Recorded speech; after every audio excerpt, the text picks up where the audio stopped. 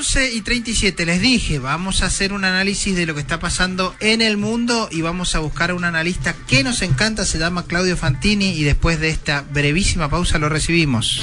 Hasta las 13 podría ser peor. 92.1 Radio Post. Claudio, buen día, bienvenido a Podría Ser Peor. Algo bien habremos hecho para que ella sea como la tercera nota que te hacemos y disfrutamos una más que la otra, no es para meterte presión.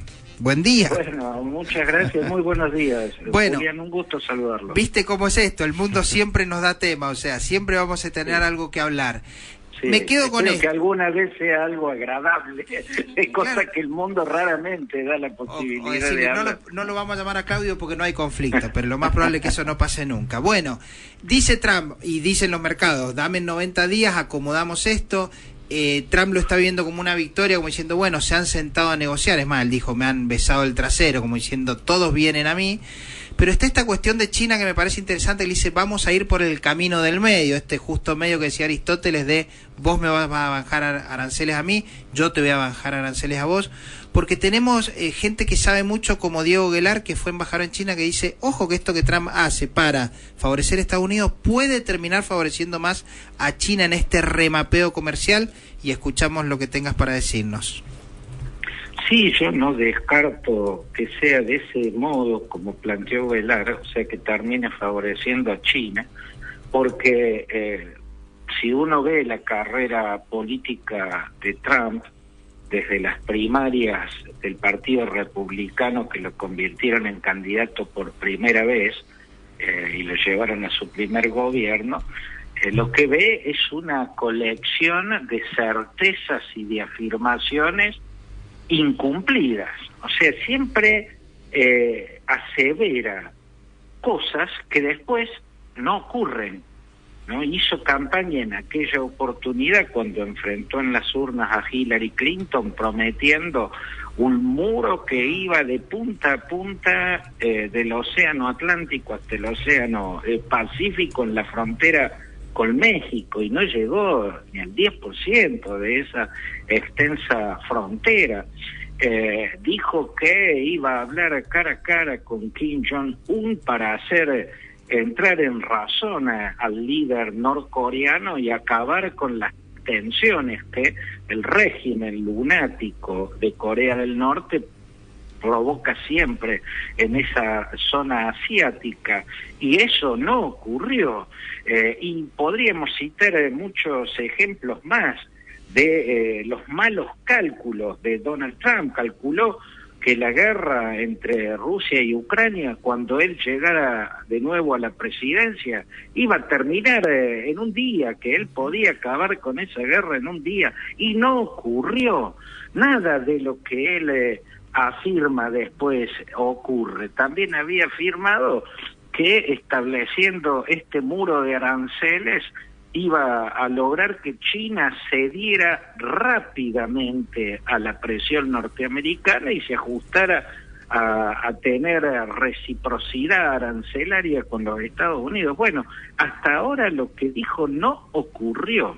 Nunca ocurre lo que dice, ¿no? Y también había afirmado el día anterior a ayer, o sea, el día anterior en que diera marcha atrás bastante grotescamente, suspendiendo por 90 días la aplicación del grueso de los aranceles que había aplicado al mundo, horas antes de que lo hiciera, de que pusiera la marcha atrás, había asegurado que nunca iba a poner marcha atrás, que los aranceles que había puesto se iban a mantener tal como estaban. O sea, nunca se cumple lo que Trump plantea, ¿no? Ahora habrá que ver si también es un mal cálculo el que tuvo con China, y habrá que ver cuál de los dos, si Trump o Xi Jinping, desiste de ser el más loco. ¿Qué quiero decir con esto? Estamos presenciando el choque entre una egocracia, como yo defino al régimen, al gobierno de Donald Trump. El poder está depositado en el ego gigantesco y desopilante del presidente, y una autocracia, el régimen autoritario que encabeza de manera personalista y ultravertical el presidente Xi Jinping.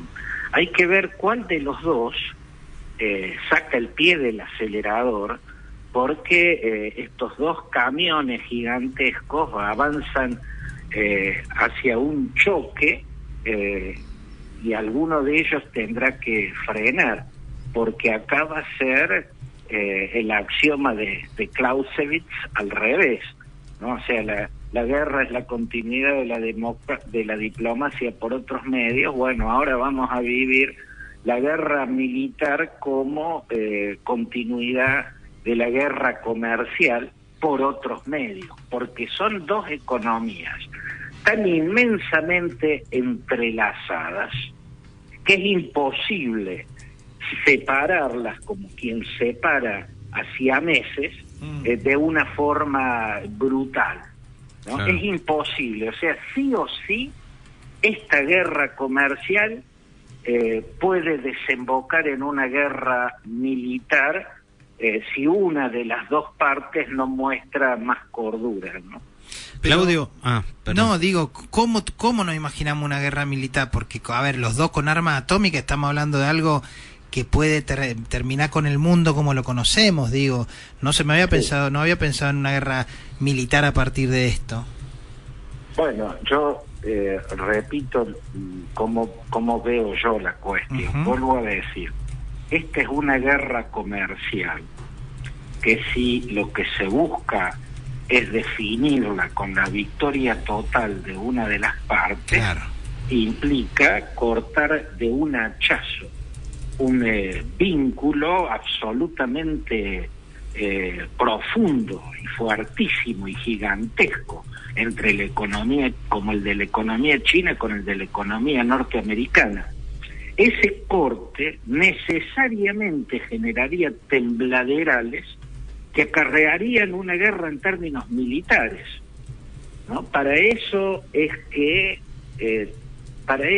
también, y acá subrayo la palabra también, es que Donald Trump intenta aliarse con Rusia, con la Rusia de Vladimir Putin, no solo porque tiene la misma concepción geopolítica en la cual Trump entiende que Rusia tiene derecho a imperar en toda Eurasia y por ende quiere sacar a Estados Unidos de la OTAN para que haya una nueva alianza defensiva como la quiere Rusia, con Rusia ocupando el lugar que Estados Unidos ha ocupado todas estas décadas en la Alianza Atlántica. No solo por concebir eso, Rusia es la dueña del hemisferio norte occidental del Atlántico hacia el este, y Estados Unidos tiene el derecho a imperar totalmente y a gravitar totalmente en el hemisferio norte americano, ¿no? Incluida Groenlandia, incluido el Ártico canadiense. Ambos tienen una forma de pensar que es decimonónica. Claro, se reparten el mundo. Claro, no, pero van creen como en el siglo XVIII y en el siglo XIX, que el mundo estaba dividido en grandes imperios, el imperio británico, el imperio austrohúngaro, el imperio alemán, el imperio ruso, el imperio otomano, la Francia imperial, que pujaban por espacios coloniales de los cuales extraer las materias primas que mantengan en funcionamiento las industrias que había puesto en marcha en el siglo XVIII la revolución industrial. Bueno, hoy no es esa la forma de pujar por los minerales estratégicos. No hace falta convertir en el Estado 51 de la Unión a Canadá para ir por las tierras que están dejando al sol la retirada de los glaciares en el Ártico canadiense, ni por las riquezas minerales que están quedando expuestas a cielo abierto con la retirada de los glaciares en Groenlandia. Bueno, pero digo, así como en la década del 70, Nixon logró que Mao Zedong cortara totalmente el riesgo de una alianza chino-soviética y de ese modo descompensó el mundo en favor de los Estados Unidos. Bueno, ahora Trump hace lo que hizo Nixon, pero al revés. En vez de buscar que China se aleje de Rusia para acercarse a Estados Unidos y por ende potenciar el poderío norteamericano, lo que necesita es que Rusia esté dispuesta a no ponerse en la vereda china si estalla una guerra en términos militares, que sería una guerra nuclear. Y ahí Rusia es decisiva, porque Rusia tiene los arsenales nucleares más grandes del mundo, sí. Así que en la vereda en la que se ubique Rusia en esta guerra a la que vamos, es la vereda que va a resultar ganadora y por disuasión, ¿no es cierto? O sea, claro, no hará falta que estallen o que empiecen a lanzarse los misiles, pero digo, el mundo está caminando en una cornisa por demás peligrosa. Claudio, y en esa cornisa, ¿cómo queda la Argentina? Porque se habla mucho de la importancia o lo estratégico de tener buena relación con Estados Unidos, también con China, pero bueno, tiene compromisos con los dos países, o sea, al final de la cuenta no puede elegir un bando, da la sensación. Sí, Argentina, yo creo que lo que estamos viviendo muestra que los ideologismos como el que maneja el presidente argentino, Javier Milei, no sirven para nada. Los ideologismos son absurdos, son convicciones absolutas como han sido siempre y no tienen que ver con la realidad. De nada ha servido, y lo estamos viendo, todo el coqueteo bastante a veces a contramano de la dignidad nacional que hace el presidente argentino con el presidente norteamericano, ¿no? De algún modo fue uno de los que quiso ¿no? O sea, le besó el trasero de nada sirve en este momento. Trump dio marcha atrás con un montón de aranceles y Argentina se quedó con el arancel del 10% que le habían puesto.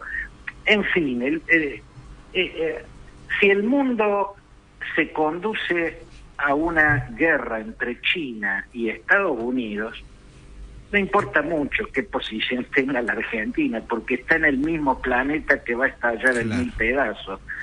Lo que sí está claro es que la Argentina tiene que bascular entre dos superpotencias sin casarse con ninguna, sin casarse absolutamente con ninguna, y ojalá que el resto del mundo haga lo mismo, porque si no es que todos nos embanderemos en el camino, que todos nos encaminemos por la ruta una guerra, claro, del apocalipsis. Y ahora una ruta del apocalipsis. Sí, y el Tratado de Libre Comercio, porque yo veo muchos libertarios que se han vuelto un poco locos, ¿no? También con esto de que viene el secretario del Tesoro, empiezan a fabular o a pensar que esto se puede resolver rápidamente. Digo, ¿es posible que la Argentina logre un Tratado de Libre Comercio con Estados Unidos? Todo es posible. Pero que sea rápido, digo, como lo están planteándolo. Estamos ante personajes que no son muy equilibrados.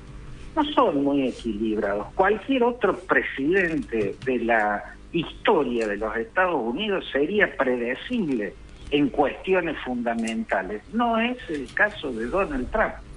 Antes de ayer dijo: no voy a retroceder 1 milímetro con los aranceles. Al otro día estaba levantando el 90% de los aranceles y manteniendo unos pocos y subiendo el arancel a China. Pero digo, fue una marcha atrás abrupta. Entonces, hay que estar preparado con Donald Trump para cualquier cosa. No estamos frente a una persona equilibrada. Una persona equilibrada no dice en un comité republicano las vulgaridades, las groserías que dijo ayer. pero horribles groserías, los de besarle el trasero. Sí. Además humilló a los gobiernos que se comportaron como él esperaba que se comporten, no los que quisieron enfrentarlo. O sea, aquellos que reaccionaron en forma funcional a su estrategia y llamaron a la Casa Blanca para decir, bueno, pongámonos de acuerdo, los humilló tratándolos de esbirros. Claro, de serviles. ¿No? De la peor calaña. O sea, uno ve que es un tipo que tiene una forma de razonar que es espantosa. Yo no separo la vulgaridad verbal de la oscuridad mental o psicológica, no la separo. Cuando un presidente es capaz de decir barbaridades, es también capaz de hacer barbaridades, ¿no? Yo en eso confío más en la lógica de las ganancias y las pérdidas que mueve a los grandes empresarios norteamericanos, y apuesto a que, como en la marcha atrás que acaba de dar con los aranceles, sean ellos los que le pongan límites a Donald Trump. Bueno, déjame contarte que sí. Eso nos dijo Diego Guelar, dijo, el límite a Donald Trump va a venir de adentro de Estados Unidos, de la gente, del mercado, y lo estamos viendo, porque en su visión Estados Unidos se lleva puesto todo, digo, inclusive China en su visión, pero el mercado interno y los electores pueden ponerle ese límite. Sí, yo creo que el mercado en este caso es más lógico, es más razonable y es más inteligente que quien encabeza esta egocracia tan peligrosa, ¿no? Yo creo que el mercado es más inteligente que Donald Trump, y percibe y entiende mejor la realidad que el presidente de los Estados Unidos. Por eso yo creo que la esperanza de que la sensatez se ponga al volante de los Estados Unidos está en el mercado y no en la cabeza del presidente. Claudio, Donald Trump avanza mirando por el espejo retrovisor. Claro. ¿No? Él tiene una geopolítica decimonónica, él y Vladimir Putin, el hombre del cual admira y en el cual se inspira. Xi Jinping y Narendra Modi, el primer ministro de la India, son ultranacionalistas y expansionistas, como lo son Trump y Putin. Pero Trump y Putin tienen objetivos decimonónicos, tienen objetivos que corresponden a ese mundo en el cual se pujaba por las materias primas a través de la colonización de espacios en todas partes del planeta donde hubiera minerales. Trump ganó la primera presidencia y la segunda también con una utopía regresiva, ¿no? La utopía de volver a los Estados Unidos de finales del siglo XIX y principios del siglo XX, los Estados Unidos plagados de grandes industrias manufactureras con galpones gigantescos llenos de obreros y oficinas en rascacielos en el downtown plagada de oficinistas, ¿no? Bueno, eso no va a volver, aunque en sectores amplísimos de la sociedad norteamericana, sobre todo entre los workers, ¿no? En las clases trabajadoras, bueno, prendió mucho, tuvieron una ingenua ilusión de que se puede volver al Estados Unidos de las grandes fábricas repletas de obreros y con rascacielos llenos de oficinistas. No, eso no vuelve. Entonces, se trata de un liderazgo que avanza mirando por el espejo retrovisor, ¿no? Y levantando muros arancelarios, y si uno avanza mirando por el espejo retrovisor, el riesgo es que choque. Sí. Y acá un choque con China, si no irrumpe la sensatez de un mundo que decida no suicidarse, bueno, es muy grande, es muy peligrosa, ¿no? Yo confío en que el instinto de supervivencia va a hacer que el empresariado norteamericano, la sociedad norteamericana, que ya se está manifestando masivamente en las calles de prácticamente todas las ciudades importantes de Estados Unidos, y también el resto del mundo, bueno, hagan entrar en sus cabales a un egócrata que cree que es Alejandro Magno, Julio César, todos los grandes líderes que tuvo el mundo en la antigüedad, todos juntos dentro de él.